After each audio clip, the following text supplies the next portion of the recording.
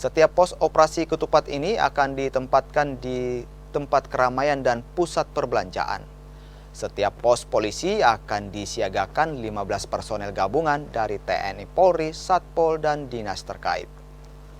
Selain pos operasi ketupat, sejumlah anggota polisi juga tetap melakukan patroli secara berkala demi mengurangi tindak kriminal jalanan. Untuk kegiatan pemudik yang pada akhir-akhir ini sudah meningkat, dan saya harapkan untuk warga Makassar yang khususnya melaksanakan mudik agar yang pertama kunci kendaraan dengan baik, bila mana perlu beri tambahan pengamanan.